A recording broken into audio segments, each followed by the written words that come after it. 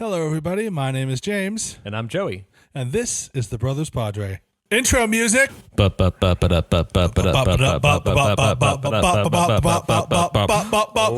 narration. Welcome to the Brothers Padre. On this episode, we're going to talk about additions we made in the offseason and recent news in NL West. James, how are you doing? I'm doing all right. You know, it's been an entertaining off season and a troubling last 24 hours. Yeah. I don't want to define myself by the additions on other teams, but I didn't sleep last night. I was like so annoyed. I was so filled with vitriol and hatred. Yeah. Here's the thing. I always knew Bauer was a bit of a douche. and the fact that he just went to the Dodgers just proves that he's a terrible person. We'll get there. But first, we got to talk about our offseason. And that, of course, we're going to start with Good news. Good news first. And like this offseason has been probably the best offseason in Padres history. And I know we've said that last episode, best season, but really, like, it's still happening and it's still great. Yes. It's like Christmas. We haven't been happier as Padres fans. But we're going to start with the best 24 hours in Padres history. And James, what happened then was we acquired Hugh Darvish, we acquired Blake Snell, and we signed Ha-Seong Kim from the KBO. Yes, within 24 hours, we took I would say a pitching staff and made it an A plus. I mean, pitching staff that they write books about. Awesome stuff. So let's go through some a little bit. The first one we're going to go through is Hugh Darvish. Hugh Darvish was acquired for Zach Davies, Reginald Presidio, Jason Santana, Owen Cassie, and Ismail Mena. And also part of the deal was his personal catcher, switch hitter, Victor Caratini. James, we gave up nothing. That's not true. I always like Darvish. I always like Davies. Anybody that can be that consistent. He's a solid number 3 starter. He could work in any rotation. But no, we gave up nothing. And here's the thing. One of these days, one of those players just might be a Hall of Famer. But because when you look raw talent, you might be giving up a diamond. The thing is, like, they're so raw and it doesn't matter. It does not matter because unlike trades in the past where we've given up great players and great prospects, Rizzo, Corey Kluber, Trey Turner. That's my point. The Cubs have groped us, applied a term before in trades when they've taken Rizzo from us. And who do we get for Rizzo? A big steaming pile of nothing. I mean, just nothing. And he's a Hall of Famer. So no, we potentially gave up a couple of good players, but the short term outweighs the long term, in my opinion, in this particular trade. I miss Davies. He was a good arm. You could throw him on anything. He was the only starting pitcher we had during the playoffs that threw anything consistent. So I'll give up Davies any day of the week for Darvish. I mean, so when I saw this come through, I don't know what. You know, beat writers always report the big person traded first. So you say, Darvish to Padres. Like, that's the first thing you see. And I was like, oh, man, we're just going to be screwed. Because the Cubs are in a place where they can't, for some odd reason, they're acting like the poorest team in baseball. Even though they have, like, one of the richest owners. They have this crazy land deal around Chicago. Like, they have money. No, the second you see anything Darvish to the Padres, you think, oh, we gave up Gore. We gave up Gore and the stadium for some reason. Now we're not going to play it. We actually gave up the history of Tony Gwynn for him. Yeah, exactly. Yeah, we gave them all of Tony Gwynn's stats. That's the kind of stuff you think of. But no, we didn't. Yeah, we gave them lottery tickets. Yes, and Padres development is very good, so they could actually be real stars. We gave them lottery tickets and a Toyota Corolla. Yeah, and listen. I've owned a Corolla for a very long time, okay? Nothing wrong with Corollas. No, nothing at all. Great. Zach Davies joins his sensei. I'd like to call him Kyle Hendricks. Both junk throwers, both like pinpoint accuracy, fun, like very enjoyable people to watch. Absolutely. Like watching Davies pitches is actually a lot of fun because he just throws junk and it's a fun thing. But Hugh Darvish is a special pitcher. Well, so here's the thing about Hugh Darvish. Hugh Darvish, if you look at it, is a lot like Zach Davies. He has a ton of pitches. He has great accuracy, but he can also throw 97 miles an hour plus a curveball that, and a slider and that break more significantly and are faster and are just better than it. He is literally Zach Davies in the next level.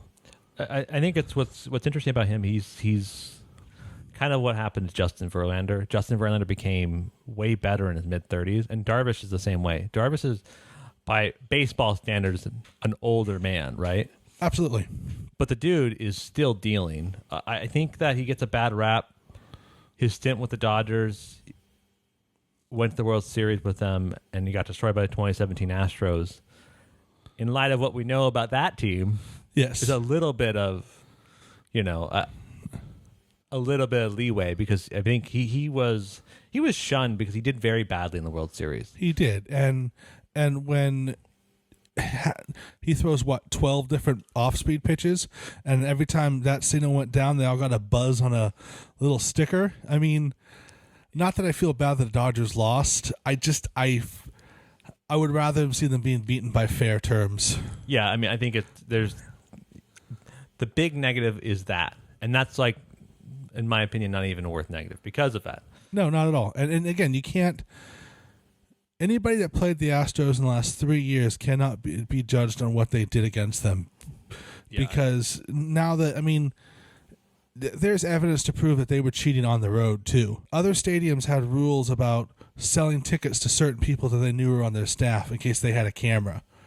Like, this was a known thing. You ready for some stats, James? I'm ready for some stats, Joe. Stat time, everybody. This is stats. He's got stats. He had a 2.01 ERA in 2020. And that's good. Yes, lower of that stat is very good. Yes, I know. You don't want a 30, that's for sure. No. That would be a typical Padre pitcher. Oh. Typical in years past. Let's caveat. Yes. Come on. Gave up only 17 earned runs last year. Gave up 17 earned runs last year. 17. Well, I mean, he probably pitched only 10, 12 games. 12 games. Yeah, that's still quite good. That's still quite good. Still quite good. Allowed only 18 runs. So like he didn't even his defense had his back. Yes. How many people think he walked last year? Well, let's see. Knowing that's probably so he had less than 12 20. 12 games. Less than 20. 14. This dude does not walk people. He struck out. How many things struck out? 12 games.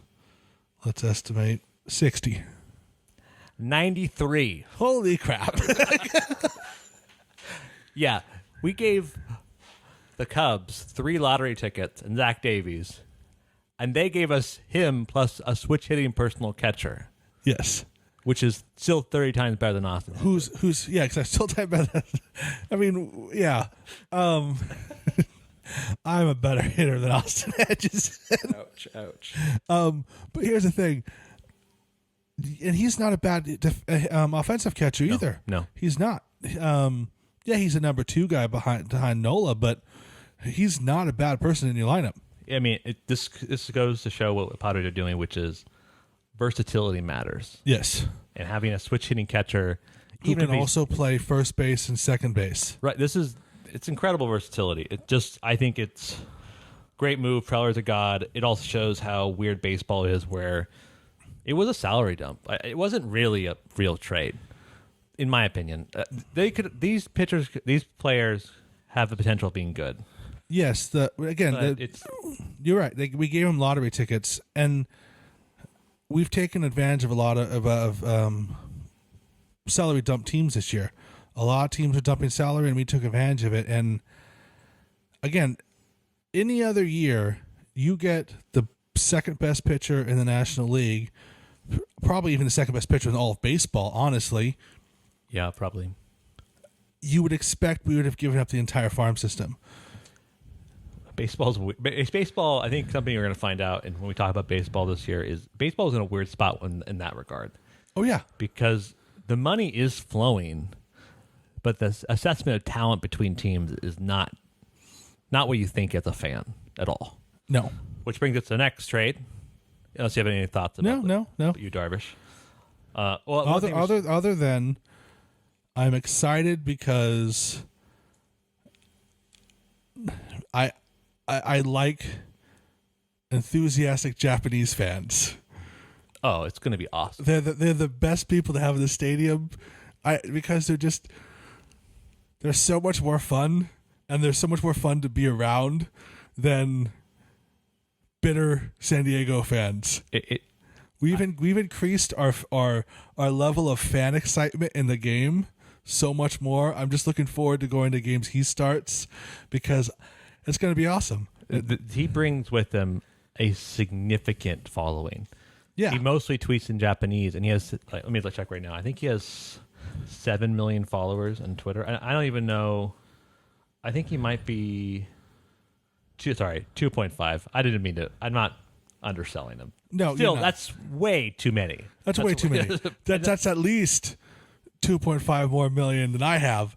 I just, again, it's awesome. It's awesome. The fan base is just increasing, and when the fan base increases, our stock goes up, our payroll goes up, everything. There's no downside other than maybe his age, but he's 35. I'll check right now. Randy Johnson, Kurt Schilling, all had their best careers in their late 30s. 35, yeah. Yeah, and so, no, this is a thing that's doable. And so, yeah, I think there's no downside to getting Darvish whatsoever. And he's a tinkerer. Yeah. He's always really good for staff. I think guys like Mike Clevenger and him are going to be such value adds because they're tinkerers, they're really experimenters, they're really like... Yeah, because you never know what they're going to throw. Right. They might change their side. They might change their arm angle, and and those are the type of guys that have the best potential of throwing like a no hitter. I mean, that's what Darvish said, right? Darvish has said that he is interested in throwing the first Padres no hitter. Yeah, I know. I mean, it's just awesome. That's a crazy statement. That is a crazy statement. But I like it. I know. I like the statement. Wow. Well, the next acquisition we made was Blake Snell. Yes. Actually, you reversed it. We got Snell first. Yeah. Then Darvish. Listen, whoever writes these notes didn't do a good enough job. No, let's blame our secretary. As we look in the garage and looks himself in the mirror. Our super expensive studio. We are not in the garage at your condo. There's definitely not used baby stuff in the corner. Anyways, so we got Blake Snell first, technically. I reversed the order. So we got Blake Snell earlier before we got Darvish, 12 hours earlier, maybe 13 hours earlier. The biggest acquisition I can remember the Padres making until about 12 hours later. Oh, it's great. I mean, let's talk about that for just a second. Let's talk about that just 1 second. We get Blake Snell, and we're like, wow, we're going for it. And this one did actually hurt because we gave up Luis Patino, Cole Wilcox, Francisco Mejia, and Blake Hunt. 2 catchers, 2 right-handed pitchers. Patino, a very talented guy, pitched for us, fireballer kind of guy, really fun personality, was one of our top-ranked prospects, for all intents and purposes, a very, very good, talented guy. Yes. And I think it's tough because... He has a lot of shadows of Pedro Martinez when he first came up, early, young fireballer. Yeah, and he's just fun. He's a fun guy to watch. And so that was like, oh, man, but it was Blake Snell. I mean, the guy won the Cy Young 2018, and it was like, this is cool. We're going for it. And like, surely that's it. I think of me, I was like, this is all we're doing. Yeah, exactly. This is it. We're done. It's like, mic dropped. We have achieved greatness. We have a great lineup. And then you start hearing rumblings like, oh, Padres are still, because during this time, the rumors were we were interested in Darvish. The Padres in years past rumor mill has always been stupid. It's like, we're interested in Mike Trout. Well, he's not coming to the Padres. No, We're exactly. interested in. Everyone's interested in Mike Trout. It's just like, yeah, like Yeah, it's always I don't. Whenever I hear the rumor mill tied to San Diego, I lower my expectations every time I hear a new rumor about yeah, that thing. exactly. Yeah, I agree. And so there was still a rumor. Oh, we're going to do Darvish, and which is crazy to me because once again, I don't understand how if you're an organization you give up Darvish, but they did. Well, so this is it. We did give up legitimate prospects. Mejia will be one of those starters this year. Yeah. That's no doubt. And Patino probably too. Patino too. Hunter, Blake Hunt. Blake Hunt. That's right. Is all intents and purposes going to be a star for them, and that's why when it made the Darvish deal even crazier, because you would think we gave up so much for Snell, we would have given up more for Darvish. I mean, and that's the crazy. I think we see Snell exactly right. You just think we're going to overpay. We're just gonna, and part of me, I think we texted this to each other, where we are too much of what the internet calls prospect hugging fans. Yes, exactly. Where we just kind of, where we decide that like our fandom is based upon the strength of our farm system. Well, that's because that's all things we had to look forward to. We've been, for as long as I could be a Padre fan, we've known who's been our farm system. Oh, you can't wait to see this guy, and he shows up. It's like, oh, Anthony Rizzo was awesome for 6 months. Oh, now he's a Cub. That's all it's been. We've gotten these great prospects, and then they've gone to other teams. We've been the farm system for other leagues. Yeah, and so I think we're in that mindset for so much. It's tough to unwind and be like, oh, now is the time when we're going to get elite talent. Yeah, exactly. Now's the time to get Darvish, Snell, and then Darvish. And I didn't know that I could feel the things that I felt. Because I felt like, oh, it feels like that moment. This is the closest thing, because this is how sad I am as a fan. The closest thing I could think about was in fantasy baseball. Like you're 3/4 of the season done. You're like, I just need 5 more home runs a month. Yeah, exactly. Like, screw it. I'm doing it. I'm throwing away this star pitcher for this other guy, right? That's what I thought. Like, whoa, this is like in fantasy, because I've never experienced a real organization that I followed that. Well, yeah, because there was no doubt. I mean, every time they mention a big name, like Wilt Myers has been on the rumor mill for a year and a half now. I'm like, did we give up Myers back to that? No, we didn't. We gave up, again, not necessarily lottery tickets. We gave up, not lottery tickets, more lines of, I don't know what to call them, but just better potential. Yeah, yeah, but it's to me it's a weird part of baseball where.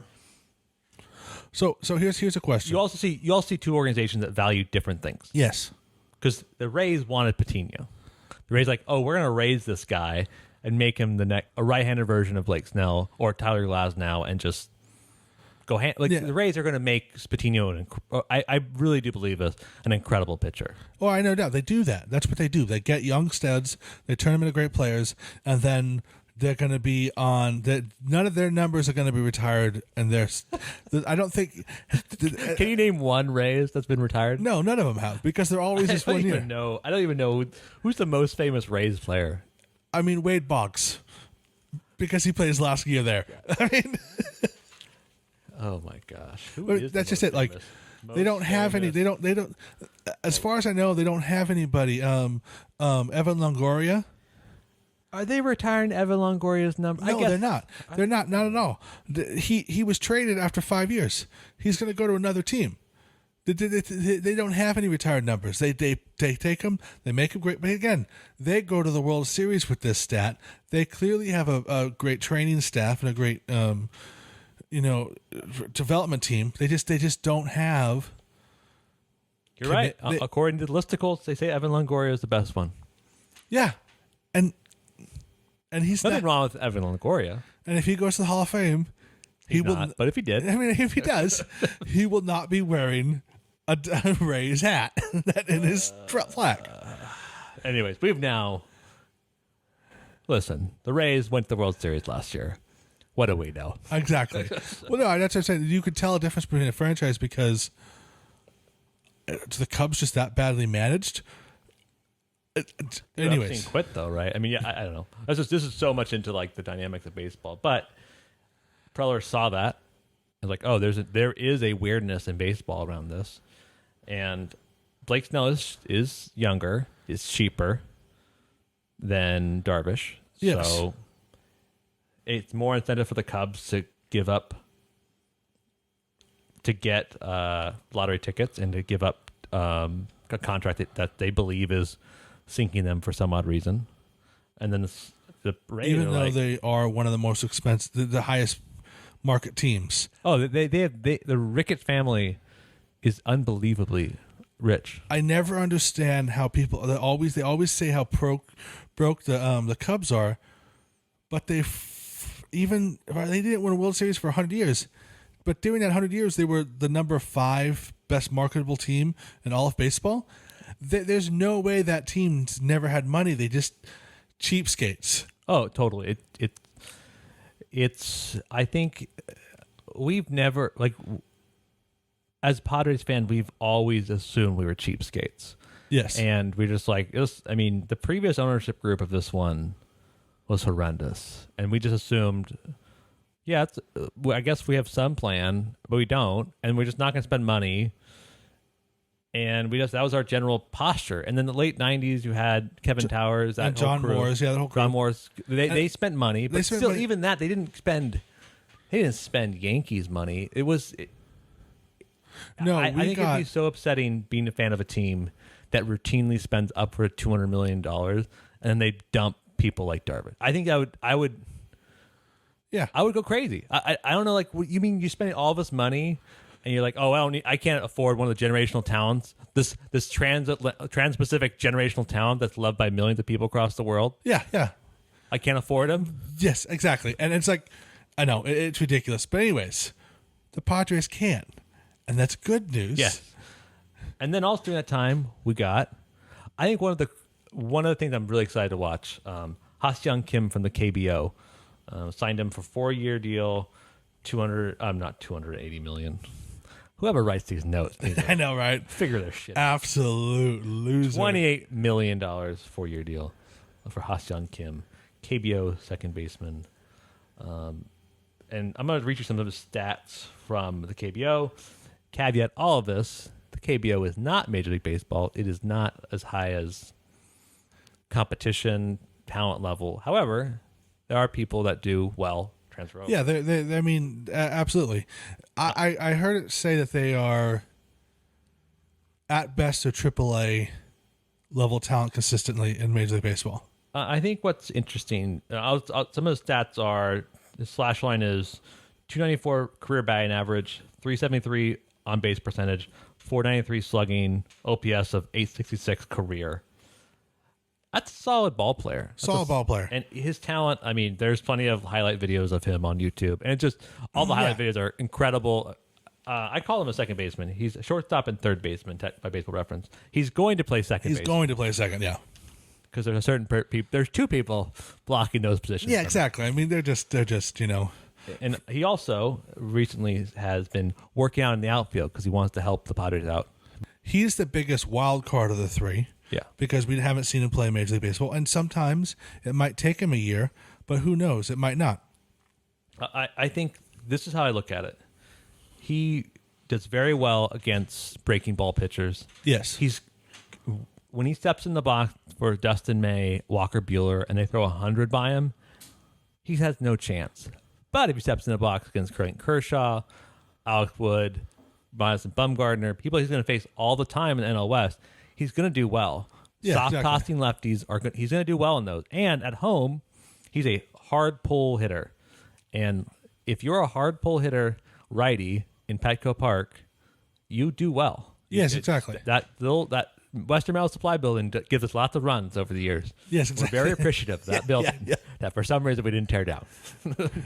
Historical significance of a building that nobody there knows about and or cares about. But when I was some younger, people I had a remember my petition. dad would take us down to the Western Metal Supply building. Oh yeah, those were great days. We used to hang out down there.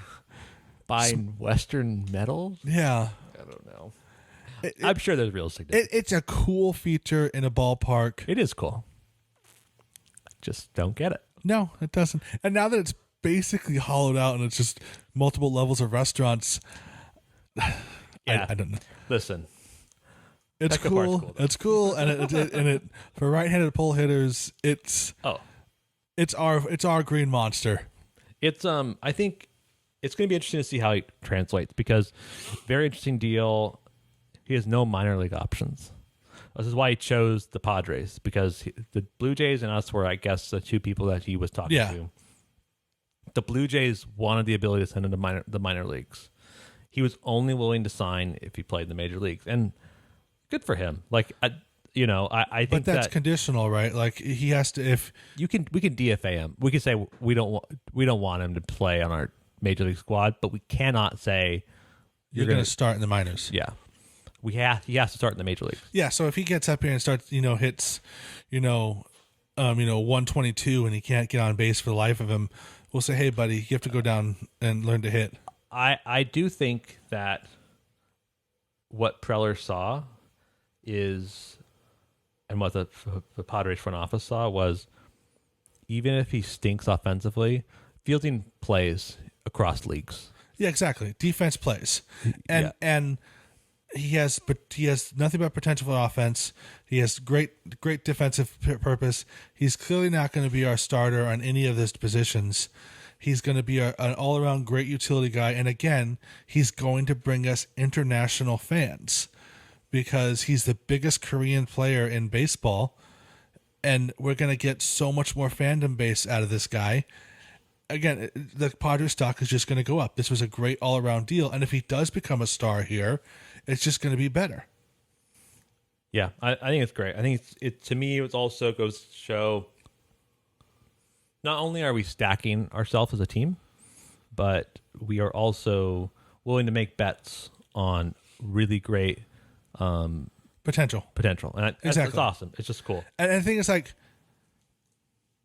his potential is better than other people I've seen potential. I mean, I think if he mirrors his success even 75%, that's great. Yeah, we got a pretty good bench piece, a great defender. If he mirrors 75%, he's Jerickson Profar. Listen, I'm a big Jerickson Profar. Exactly. Fan. There's nothing wrong with having two guys that are consistent like that on the bench. Dude also bat flips like crazy. I'm a big fan of that. So yes.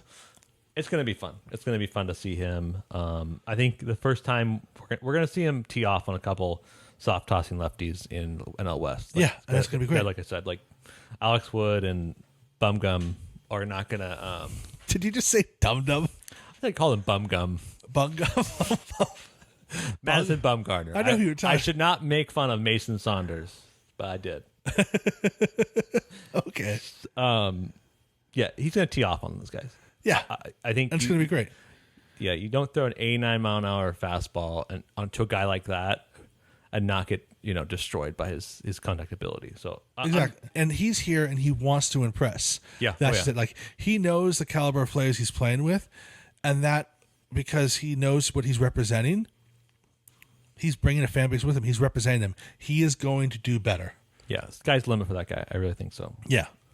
A month later, we did something else, James. Yes, we did. We brought home a local boy. Is El Cajon San Diego, James? Okay. Are we allowing it, technically? If we're calling where we grew up San Diego. Okay, touche. we grew up in Escondido. For those of you that don't know, it's north of San Diego. North of San Diego. As an aside, San Diego's weird because we call ourselves San Diegans. We don't live in the city of San Diego. Nobody lives in San Diego, city of San Diego. I mean, several million people do. But San Diego is the entire county of San Diego, which we have mountains that snow all the way to the beach. So and deserts, El Cajons, and all kinds of areas. So yes, he is a local boy. He is an El Cajon kid. He grew up going to Petco Park. This kid, he's a local boy. He's come home to roost. We're talking about Joe Musgrove, traded from the Pittsburgh Pirates It was a 3-team deal. I love 3-team deals because they make no sense. I don't get them. I don't understand. It feels a little. A 3-team deals always feels like the third team is like, hey, can I get some of that? Can I get some of that? Yeah. So this is how it happened. The Padres received right-hand pitcher Joe Musgrove.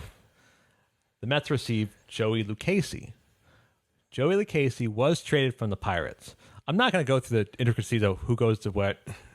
The Pirates received, when it's all said and done, right-hand pitcher David Bednar, left-hand pitcher Omar Cruz, outfielder Hudson Head, right-hand pitcher Drake Fellows, catcher outfielder Endy Rodriguez.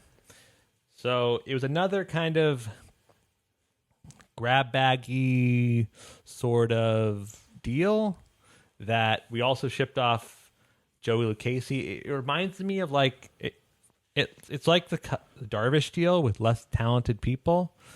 I do like Lucchesi. I like his weird delivery. I like the curve. I like that. He's not analytics do him dirty, I think. I think he's a fine pitcher. I don't think he's a great pitcher. I think he's a fine pitcher. He is a fine pitcher. Musgrove is a better pitcher. Musgrove has a higher potential. Yeah, Musgrove is a number 2 starter in most lineup. In most number 2, number in most 3. Major League Baseball teams, he's probably number 2. He'd be number 2, number 3 in the rotation. Absolutely. During these trades, we gave up, Davies and Lucchesi. We gave up 2. Davies, legitimately number 2, number 3 guy in most things. We gained back 2 number 1s and a number 2. Mathematically, we're ahead by a lot there. Hudson Heed's a great player. David Bednar, actually, I've enjoyed his relief appearances, but still not, I think, top tier. It's another grab bag. I think I think that we have so much depth we can kind of make these deals. Yes. 10 years from now, let me count them up. 5, 9, 14 people is going to be good. One of the 14 people we trade away in these deals is going to be good. If one of those people becomes a Hall of Famer, it will be a footnote in his, like Trevor Hoffman. We traded him, but he didn't do anything for the Marlins, and then he came over here and became a star. It will be a footnote in their career. It won't be a black eye in the Padres. I'm going to play a little game, James. Ready for a little game? Okay. You're going to guess how many wins and losses Joe Musgrove has based on other statistics. Okay.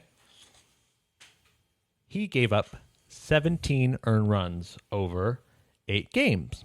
Not bad. Not bad. That's a combined ERA of 3.86, which ERA is higher in this new era. That's pretty good. He had 55 strikeouts. How many innings pitched? Innings pitched? 39. Okay. He gave up 33 hits. All right. He never intentionally walked anybody. Believes in himself. Yeah. Really believes in himself.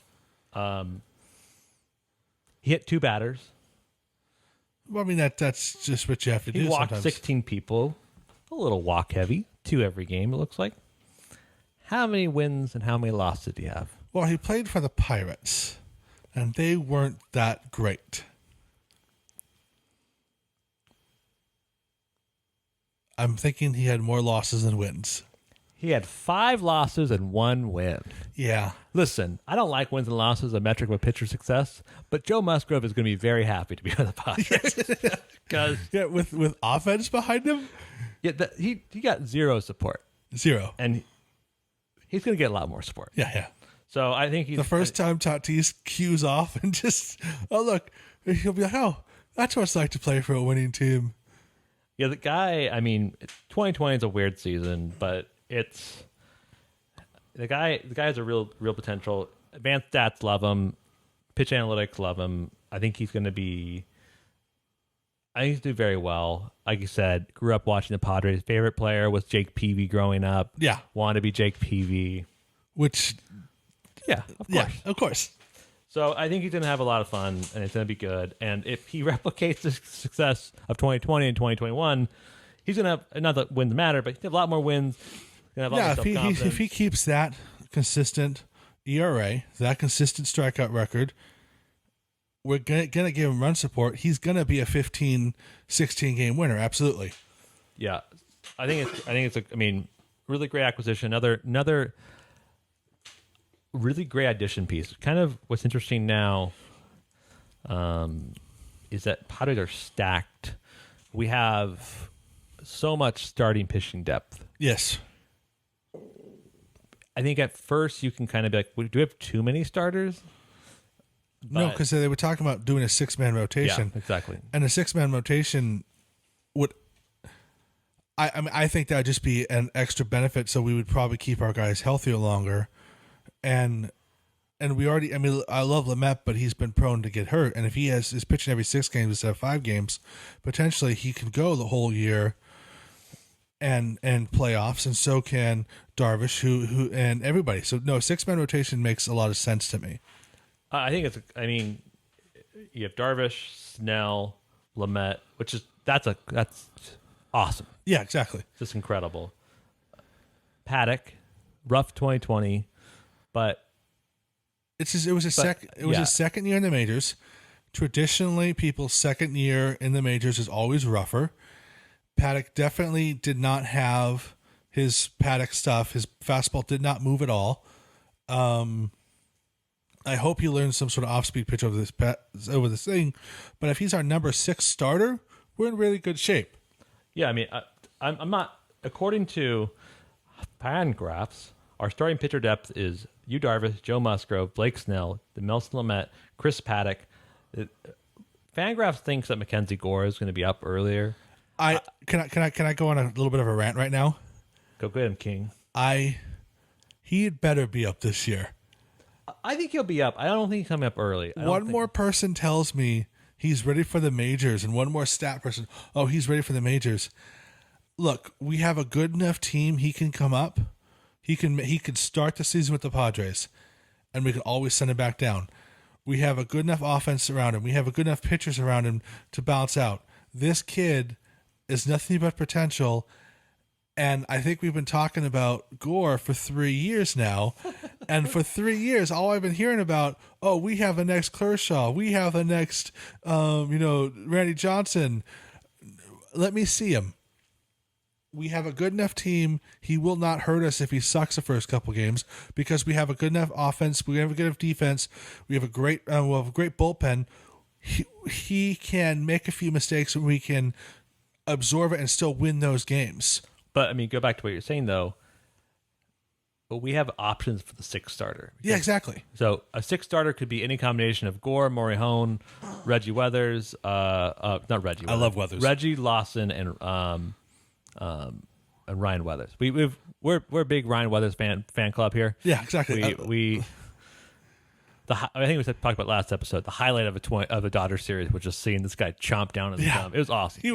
He balls to the wall. Well, yeah, he was awesome. I want that kid to be our closer. He's awesome. But if we're doing a 6-man rotation, we have a lot of versatility in that. Exactly, and we have a lot. So a 6-man rotation will give us chances to give those young stars a chance to pitch. And if one of those guys do pop and become the next Clayton Kershaw, that will only make us a better rotation. We need to make sure these guys can do that.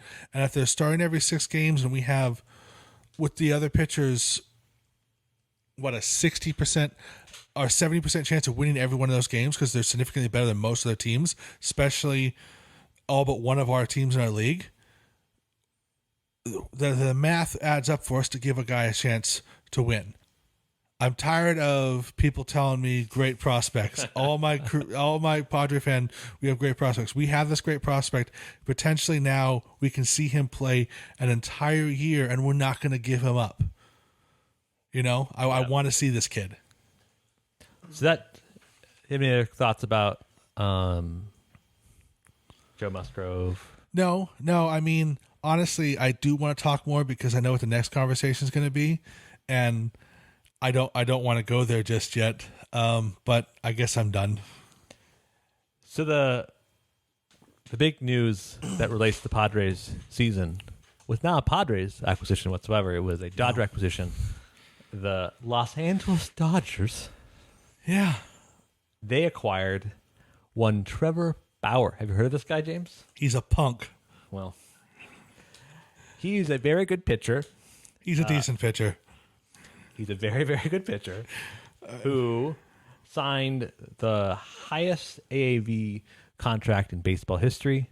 What he wanted because Which he's is a what punk. he wanted because he hates his old roommate Garrett Cole. Yes. Literally what's happened. He's set to make $40 million in 2021, $45 million in 2022, and the round of I guess it'd be 30-something million after the 2023 season. Opts out on every single year, so he decides to be like, hey, I'm way better than the highest ever paid person ever in baseball history. He could do that. He can say, I'm going to opt out and now I want to be paid $50 million by the Rangers. That's an interesting team he just picked out of the hat right now. The Rangers? Rangers are going to spend $50 million on Trevor Bauer? No, but when I think of stupid, outrageous contracts for one player, the Rangers have always been like the team like, oh, we'll pay $1 billion to that guy. And like, what are you going to do for the rest of your team? Well, we have him. That's what I think. I think the Rangers for that. This makes the Dodgers admittedly already very good rotation. Yes. Quite excellent. From a baseball perspective, possibly the best rotation. It's the best rotation in baseball. There's no doubt about that. I think, yeah, it's the best. I mean, if Bauer went to the Mets and Syndergaard came back, he would have been. That would have been the best rotation. Yeah. Bauer, DeGrom, Syndergaard, Carrasco, like that's insane. Yeah. This is why baseball's a cruel sport, because what happens is often these guys do garner interest. They go to the highest bidder, and sometimes evil wins. You know, it's why he waited until February. He waited until there was an absolute feeling. If he would have signed in the beginning of the offseason, he wouldn't have gotten this deal. The Dodgers need to make a splash because they lost some key players. The Padres clearly showed them up, and they didn't like that because they're bullies, and they want to make sure they prove that they have the biggest, dicks in the park, and they had to pay more money, and that's all they did. That's all it was. I mean, go ahead. It's proof that Trevor Bauer is a punk and not a good person, because if you go to the Dodgers just suck bad players, and it's like you already know people are punks, and then they go to the Dodgers, like it's just added. It's confirming to all of our beliefs. Yes, they are punks. That's why they go to the Dodgers, because they're evil, just pure evil. And Trevor Bauer he's, first of all, he's an internet troll.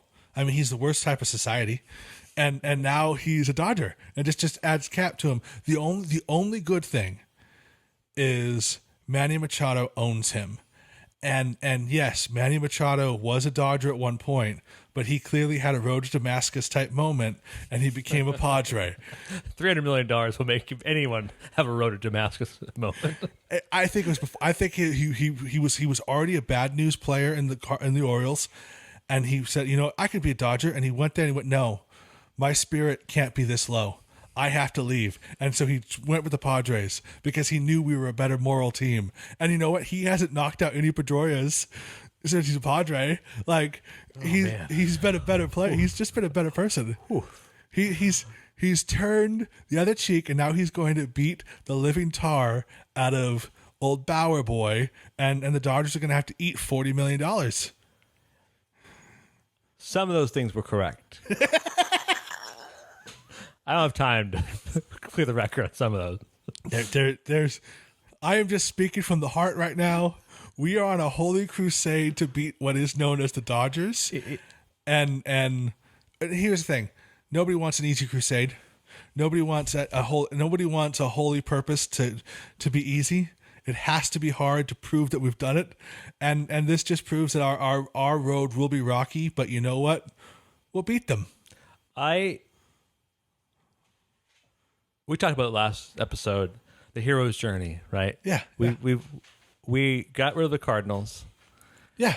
In Padres lore, there's two teams. I guess if you could say the Tigers too. I'm not including the Tigers. No. I'm saying two teams. In the National League, honestly, there are three teams that have been have plagued us for the longest time: Cardinals, Braves, the D-bags. Not bags. Just so the Dodgers are in this journey of Padredom. Someone asked me, a Yankees friend of mine asked me, if the Dodgers and Yankees were playing each other in the World Series, who'd you root for? A fire. And it was an interesting moment because I realized it's a horrible question. It's like, it is a horrible question. Pascal's wager, but it's like hell or more hell. Like, just. And ultimately, one of my good buddies at work, shout out to Patrick, is a Yankee fan. And he's a good guy. He's had a rough couple last years. He deserves it. I mean, I don't know how much more he does deserve in baseball wins, but I think there's better there's better things that have come out of New York than in LA. I agree. I think that this makes him an already World Series contender even better. Yeah. I think this is I texted that same friend. This is what George Steinbrenner used to do. This is a old George Steinbrenner move. It's like, I want that guy. Well, you're gonna blow through luxury tax. Like, well, I'm George Steinbrenner. Exactly. I just get what I want. Yeah, exactly. And honestly, sports need these awful, evil franchises because we need somebody. We need a heel. Yeah, we need a heel. We need someone to dislike, and it actually. The thing is, the Dodgers have never run away from it. They know who they are. They know they're evil. Yeah, and I think that this in some ways helps the sport because baseball's been vastly underpaid for a while, so it is good in that way. But that's the last thing I'm going to say nice about them, this deal. Yeah. This is what I'm going to say about it. The Padres' offense has gotten better. Machado's on our team. Bauer hasn't ever won a game against the Padres in his career. He historically has played in the two worst divisions in all of baseball, the NL Central, AL Central, as many people like to call them, the Comedy Centrals, because it's just terrible teams. Yes.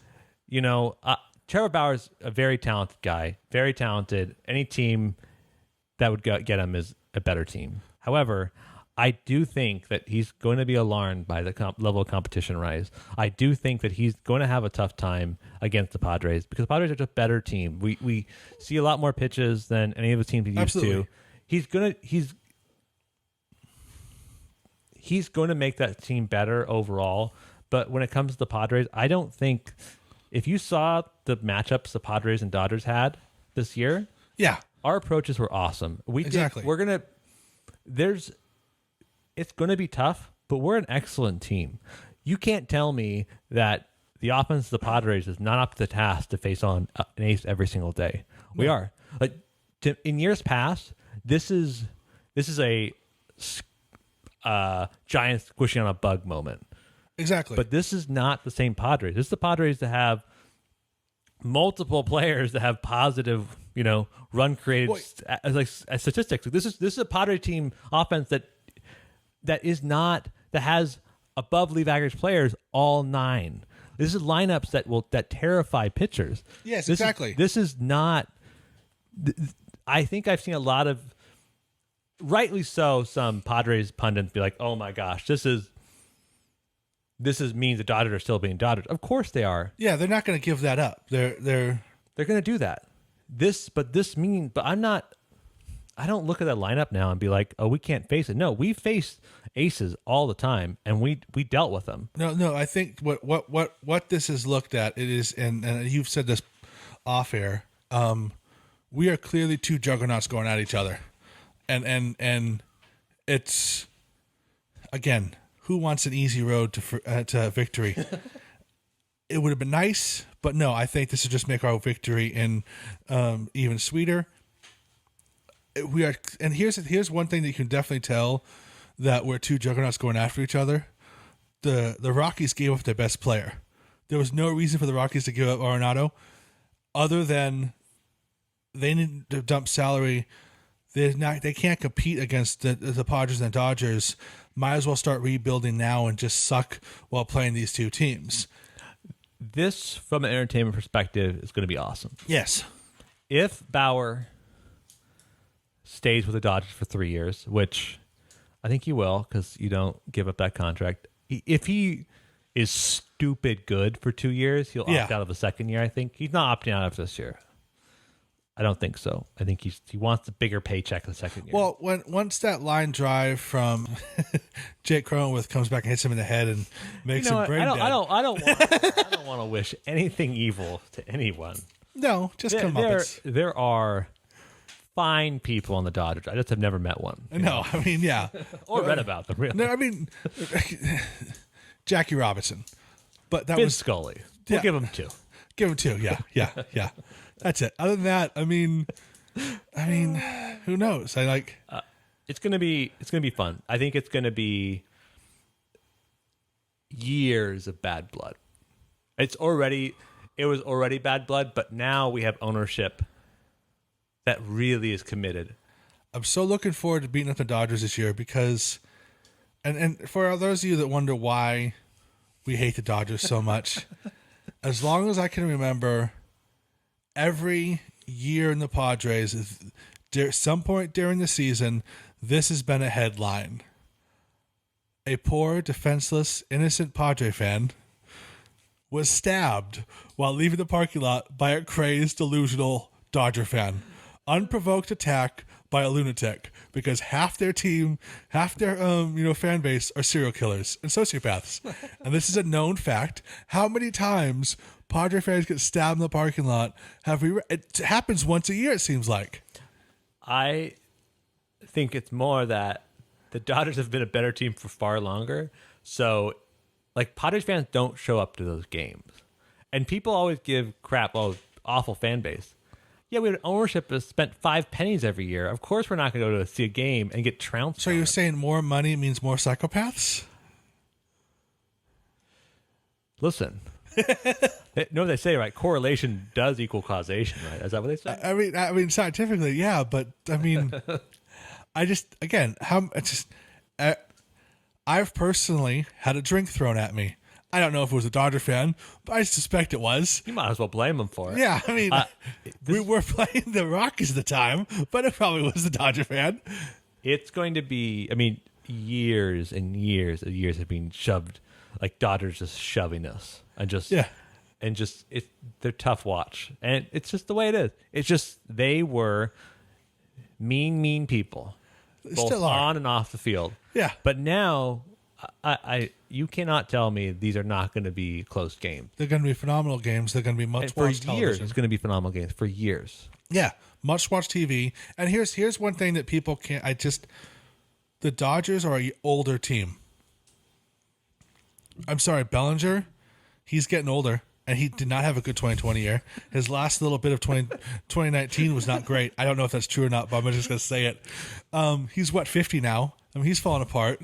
What Turner? Oh my God, that guy. Technically, he's a free agent. I know. He's waiting for just a phone call from him. A phone call. I don't think they're going to give him a call because he goes up to bat with an ice pack on his shoulder. The man's falling apart. Muncy is overrated. And they're getting older. They're an older team, and the Padres are younger and fresher, and we're going to trounce them.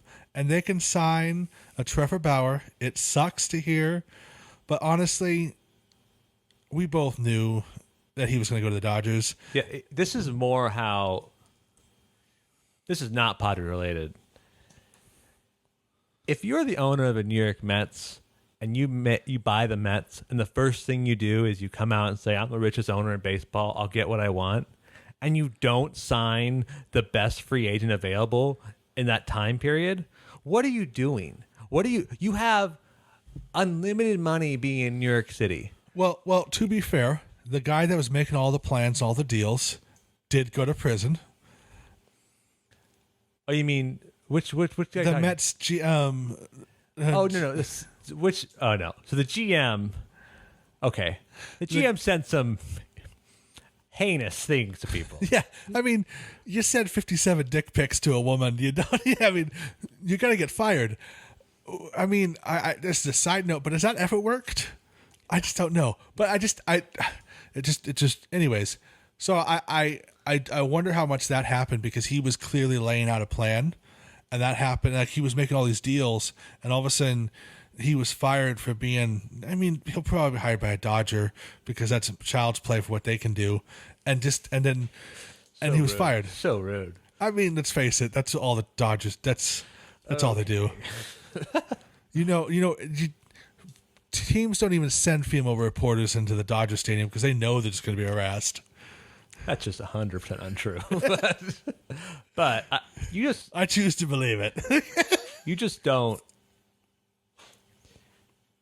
I don't know. You can't be that rich and come onto the scene, flash your billions in front of us, and then you can't land this guy. Yeah. Like what are you doing? Like you're not.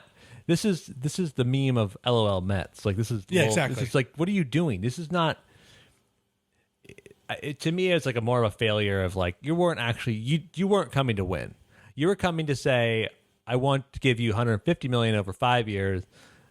But Bauer isn't that guy. Like if you just watch his 5,000 YouTube videos he posted yesterday. Like this is He's a guy, an internet troll. He wants something out of everything. Giving him a normal deal was not what he wanted.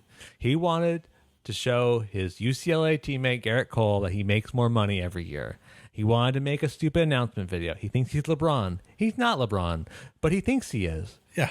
But that's to me it's just, he is a cocky internet troll. If you're a Mets fan, you probably you have every right to be pissed because it's just this. You should have your owner should have stepped up and been like. Again, I wonder how much of it was thrown off because the guy. It's a fair point. And if you think about it, Trevor Bauer is represented by Rachel Luba, who's a woman. Might not. Now that I think about it, it might not be that far off. Like she. Maybe it's a little far off, but it does seem like, if there was bad blood, I'm just saying, clearly they're going to make a lot of deals in the regular season. They're going to make a lot of deals next season. Because I think they have been they are legitimately being pressured to be a better team. They have to be. Trading for Lindor was a good move. But we're not a Mets podcast. No, we're not a Mets podcast. Thank goodness. It's going to be a fun year. Padres baseball versus the Dodgers. A holy crusade to vanquish the evil and bring light. I mean, this is what the world needs. The world needs a 2021 to be a positive influence in the world. And what better than to have the Friars go for it all? And I think we will. I just see, yes, the next team is Goliath, but you know what? We have plenty of stones. So let's end on this. What do you expect of the Padres 2021 season? Like what's the lowest you'll accept? And what would make you disappointed if we don't do?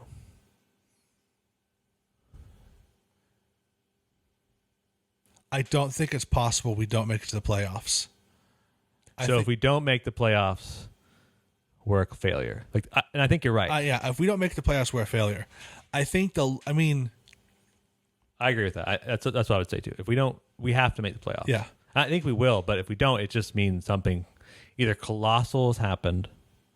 I think we might. I think we legitimately will win. I mean, I think we'll win the national. I think we'll win the division, but if we're not, we're going to be 1-2, and we're going to be the best two teams in baseball. So we're obviously going to be in a wild card position. I think we're going to make it. I think if we can keep our pitchers healthy. That's why I think the 6-man rotation is a good idea. We have the potential of being a way better team. And again, the worst case scenario is not making the playoffs. If we don't make the playoffs, it's what we are used to as Padres. Yes, but I have never been treated so nicely by the Padres to be kicked so far. I mean, I just. It would be. My stomach is already turning for just the thought of it. It's the most painful thought exercise I've done in years. Like, this is the time I have to go to a therapist to discuss this now. You've damaged me thinking the Padres aren't going to make it to the playoffs. But what you're feeling is that is now the expectation. Yes. And it's not just an expectation of like hopeful delusion. It's no, you don't trade for all the guys we talked about. We don't do all the things that we did and just not make the playoffs. And I think we do, because if we have expanded playoffs,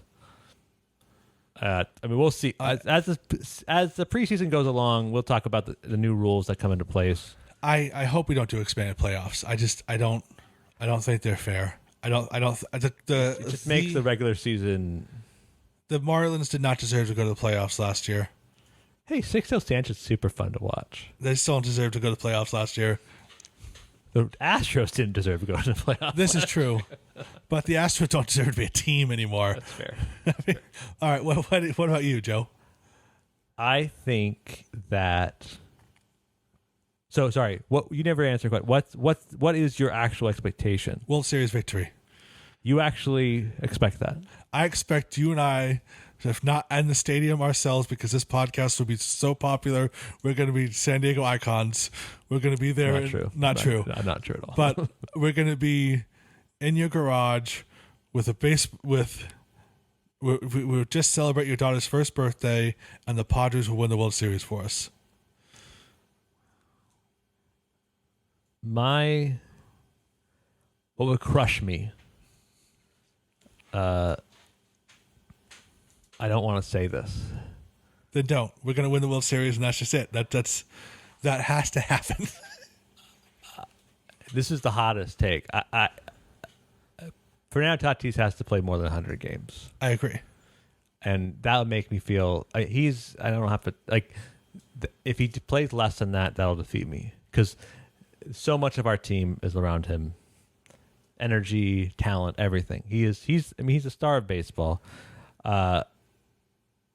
And the problem is there is real concern among longevity and how he plays the game of baseball. Yes. It makes him why he's the face of baseball, but it also means that, you accidentally detach muscles from your body because you play too hard. Yes. So I think if I see him play less than that, I'll be pretty sad. My expectation for the peak of the season, what we're going to do, we have to win the pennant. I don't think, as the roster stands today, when we record this in early February, I do not have that much faith in the back end of our bullpen to sustain a long victory. I think the talent's there. I just haven't seen it work out.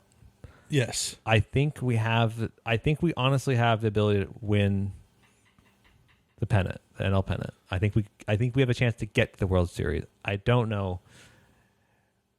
I wonder if other teams. Bullpen is. I feel like every year winners emerge, and it's just so obvious. Like, oh, this team's going to win because they have an incredible back in the bullpen that sustains them. Yes, and it's true. We don't have. We have good bullpen pieces. We do. But I haven't seen him. I haven't seen them sustain themselves. And part of it's because the recent playoffs was we asked them every inning had a new person rolled out. Yeah. And that's completely unfair. But I need to see that. Can we actually have Drew Pomeranz stretch for 3 innings for a do or die game? Can we see, if we re-sign Trevor Rosenthal, come in and fireball out? Like, can we see these things from? Yes. But I also have faith in AJ Preller to know by the trade deadline what we need and what we don't need. I will change my mind if the trade deadline comes around and we trade for Max Scherzer. Then we have to win the World Series. That's they will give him up. If the Nationals are poo bad, yes, they will give him up. And I think the Padres are crazy enough. If we are in the hunt, yeah, we will trade for Max Scherzer. We'll probably give them someone that's going to hurt. Like Gore. We're going to probably give up Abrams or Hassel. Yeah. I don't think it hurts me to say, but boy, if we go into the playoffs with Max Scherzer, yeah, you bet my expectation is we're gonna have a ring at the end. Yeah. So what happens the trade deadline? That will change my expectation. But I as it stands right now, I think we win the pennant, and I think we lose in the World Series. I hate saying that because I'm a fan, but I don't have enough. You can't set your expectations so high because you've been hurt so bad in the past. Yeah, listen, I can't watch another game 163 again. Yeah. And then see. I mean, now instant replays, so that would have happened. But I can't let myself have that much hope. Yeah. But I will if we go out in the midseason and we go for someone like a Josh Hader, a Max Scherzer, and we go for it, then yeah, my expectation is we have to win the World Series. The thing this is, year. we might not need it. We might actually, because we haven't seen what Weathers can do for a whole season. Yeah, we have the potential. We have enough potential to be really good, especially in the bullpen. That's the one question. I mean, our middle of the rotation bullpen is really good. It's the last 2 innings that Pomerantz is a closer. If we can keep Rosenthal, I think now that the Bauer deal, we definitely keep Rosenthal. I think the Bauer and the Colomé deal. Yeah, He's like the dude. He's like the only. But I don't know. Part of me wonders if Preller's like, I just traded the Seattle Mariners for like 3 relief pitchers. Yeah, exactly. Like I have Don Tavilla, I have Austin Adams, I have Taylor Williams. Like these are all guys that have like potential, and maybe he's like, no, I have it. And they're listen, all Preller knows more information than we do. Exactly, and they're all players where we can trade away. Yeah, I don't know, man. I'm excited for baseball. I'm excited for it to happen. Exactly.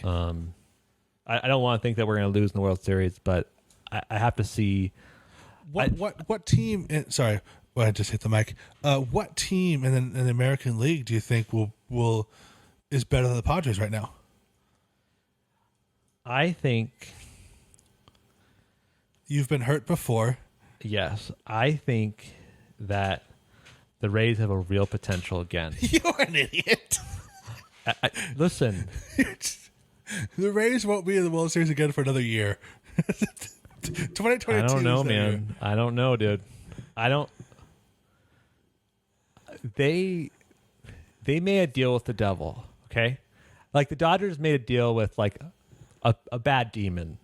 The devil, like little devil Rays, like they made a deal with They the devil. got rid of the devil on the Rays part because I think they have this weird ability to just get like top tier talent, and I think that. I don't know, man. I think they have that bullpen didn't get worse this year. No, it didn't. But That bullpen is incredible, and they way overused them. I just think that there's a good potential that we're going to come AL time, and we just have these guys that just somehow get their way around it. I it's think true. That coaching staff. Yeah, I agree. That coaching staff finds ways to win. They're the best. They're the best brawlers in baseball. I think all the other teams in the American League. I mean, Randy Rosarina peaked and like became an incredible star in the playoff, and then you have Wander Franco, the best prospect in all baseball, coming up. We just gave him Luis Patino. Yeah, exactly. You know that we're gonna. There's part of me just knows. Just Rays.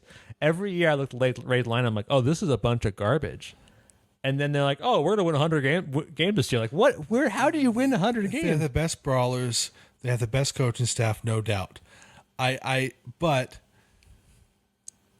that aside, I think most other teams in the American League right now have more potential than except for maybe the Yankees. They are a good, decent team, but the White Sox are good, but they still have more question marks than they have. White Sox going to be a fun team to watch. They're going to be a very fun team to watch. The Blue Jays are really good, but again, they have more question marks than they have answers. So potentially, they're both good teams. I do not see an American League team on paper as better than the Padre team. I think if the Flyers that the Yankees made with all of those ex-Cy Young pitchers. Like they got Corey Kluber. Yeah. I mean, the joke is it's like you have Garrett Cole and you have who else on the pitching staff, because the people that haven't pitched in a long time, Luis Severino, like all pitchers that used to be good. Yeah, exactly. Jameson Tyone, like, you know, these are guys that can be good. Yes. I think, I don't know, man. I think that you're right. Conceptually, there's no better, I don't think there's a better AL team than the Dodgers or the Padres. I think those two, I think Dodgers and Padres are better looking than any AL team. But I think you just have to stop. We have to stop underselling the Rays. Oh no, I've never. They find a way, and they're annoying, and it's just like, oh, we're gonna piece. But if you follow what the Rays do, they're really good, then they suck for a year, then they're really good for 3 more years, and they suck for a year. Again, I will say they are the best brawlers in baseball, and again, their coaching staff. I'm trying to remember their manager's name. It's escaping me. Kevin Cash. He's clearly the best manager in all of baseball, probably of all time. But it's their off season. It's their off year. I don't know, man. I think part of it's because I can't have nice things. Part of it's like, yeah, you know, how did the Rays get to the World Series this year? They're the best brawlers in baseball. How did a team that is 1.5 Trevor Bauer contracts get to the World Series, right? Like, I don't know. I just you can't count them out. And also, like, I don't know, the Astros aren't a bad team anymore. Like, I don't know. Part of me has to feel bad. They did lose a couple key players this year. Yeah, they lost Springer and Verlander. I guess Verlander had a TJ last year. He might be coming back. Yeah. But that team still is stacked, and I baseball is a sport that you can't really predict. No. You could have. That's the beauty of it. There are very few teams that at the start of a season were the best team and won the World Series. I think of the 2019 Nationals. That team, it's a team that no one at the beginning of the year was like, oh, this is the best team in baseball. Yeah. But they all lined up, and you know that pitching staff is still around.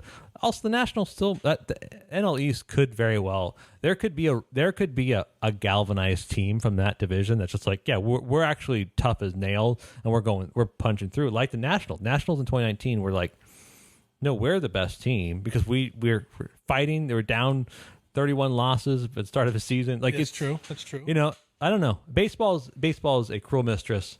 Not very easy to predict. Otherwise, that's what makes it beautiful and fun to watch. But I think that's what I mean. Again, that's what makes it fun to watch. I think we legitimately have one of the best teams in baseball, and ultimately, I'm glad. This might sound like a weird thing. I'm glad we don't technically have the best team in baseball, because now we still have something to prove, and a team and a David Goliath story is always better than a behemoth taking over the world, because nobody likes the behemoths, and they're always more fun to watch die. Like I said, so I think that's the Padres are going to be the best team in baseball this year. I wish. Yeah, I shared your optimism. Maybe a little bit of delusion. But James, good podcast. Catch us next week. I don't know how I'm going to end this. We could just end on the whole. We could end on a dead note. That's fine.